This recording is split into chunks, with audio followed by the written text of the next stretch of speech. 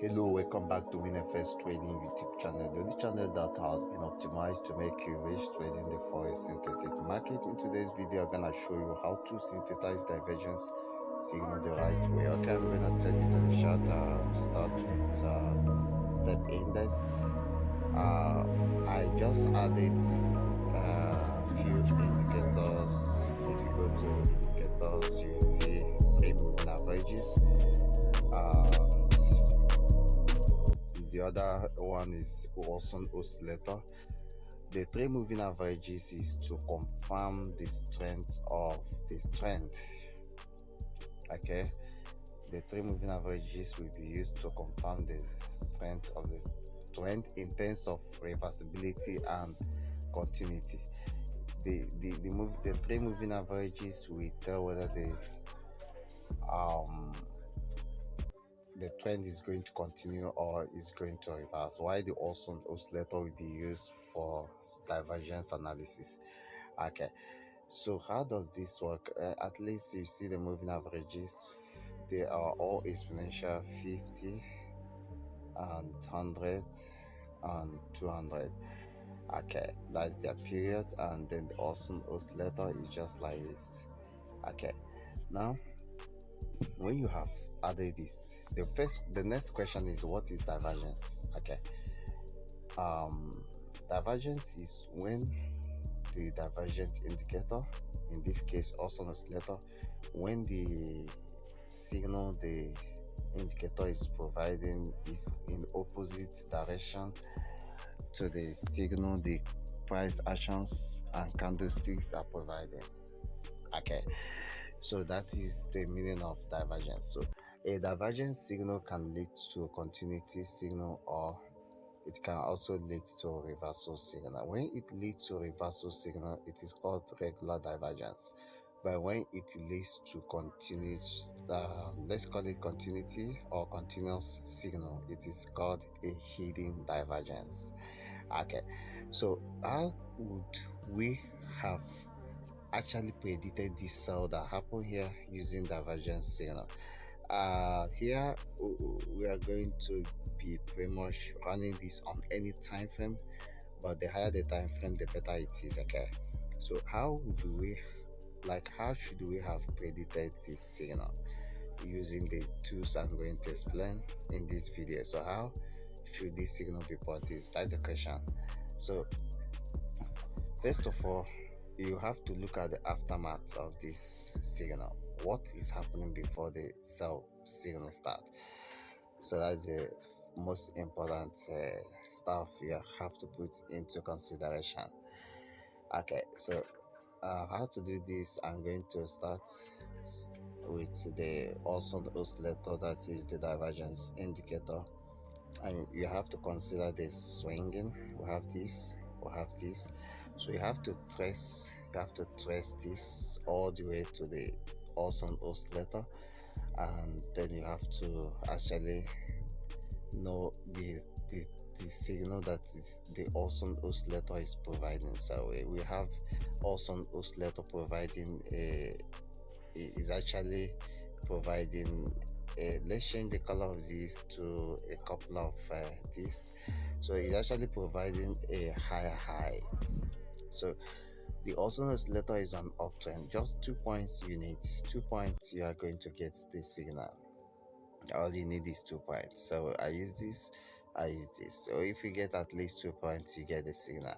So it is making a higher high, and that is an uptrend. Okay, now what is the price action doing? Actually, price action is also making a higher high. So in this scenario, we will say that there is no divergence. Okay, there is no divergence, but near where the signal is about to happen. Okay, so when you consider here, you will notice that the oscillator is getting swing that take price to downside. Okay, and On the price action side, we also have the price coming down, so there is no divergence in this case. We just need a situation where there is divergence, okay, like where the direction of the price and direction of indicator, they are also oscillator are different, so we can shift to other higher time frame and check. You just need where market continue or where market change direction, and then you need to actually consider the behavior of the Austin oscillator before that happen. Okay, you really need to understand this. So we have Austin oscillator making a higher high, a higher low, and we have price action making a lower low. So that is divergence. Divergence in the sense that the price action signal is making a lower low, while the Austin oscillator is making is actually making that was a higher low. Yeah, you're supposed to know the difference between higher and lower. A low is a low, but when we say a higher low, is an increasing order or kind of ascending order. So the Austin oscillator is making a higher low, while the price action is making a lower low. Now, how would we have actually enter for buy? Because that is the signal.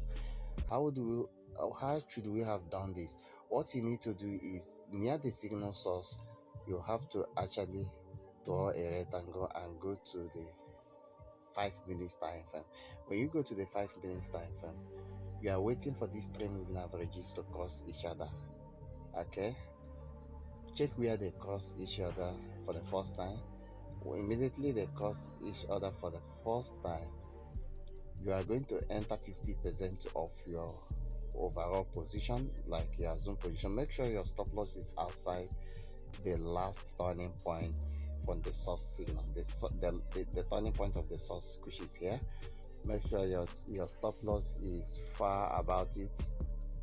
Basically, if you measure the width of the range before the crossing, you multiply it by 2 to be your maximum, or you multiply it by 1.5 or by 2 to be your maximum stop loss level, and just use any multiplier that is reasonable to give you a higher risk reward. But you can multiply by 1.25, you can multiply by 1.5, you can multiply by 2, but the lower the multiplier, the greater the risk reward. And so once you do this, price will tend to come back to the crossing zone. Okay, and this is the crossing zone. Price will tend to come back. Okay, when it's coming back, you gradually add the remaining 50% positions. Okay, when it is coming back, you gradually add those positions. You gradually add those positions. The reason why you will not add all the positions is because most time when it is coming back, it usually creates a double swing, usually from the last turning point of the source. And so in that case, you don't want to blow your account in terms of or closing in loss because of such return. So what you need to do is, once you enter this kind of trade, you actually add 50% and then wait for a kind of reactions like this to add the remaining. But if you were able to enter as early as possible before the crossing, if you can get a sniper entry before the crossing, then you can enter 100% of your actual risk. Okay, but the essence of putting the moving average is to get assurance that this market is ready to reverse. The crossing of moving average is a sign of reversal, but if you can go to M1, you can get early entry. This crossing you see here in M5, you should have gotten it somewhere here. You should have gotten it somewhere here in M1. So the next thing now is how to get a continuous signal using divergence. Okay, I'll be in M30. So this was the buy signal, okay, that actually happened. Okay, so this was the buy signal that actually happened. The question now is, in how many ways can we predict this continuity? And that will be a hidden divergence. Now, for this thing to be for we to get this, we still need a divergence, but it's a hidden divergence because we are not trading the reversal, we are trading the continuity signal. And so for this to happen, we need a divergence. So the market is pretty much making a higher a higher low. Simple. It's making a lower it's making a higher low. Okay, so you mark the region where it is making a higher low. It's making a higher low. Okay, you mark the region where it is making a higher low. It's making a higher low and it's also making a higher high. So you just select one system, so it's making a higher low.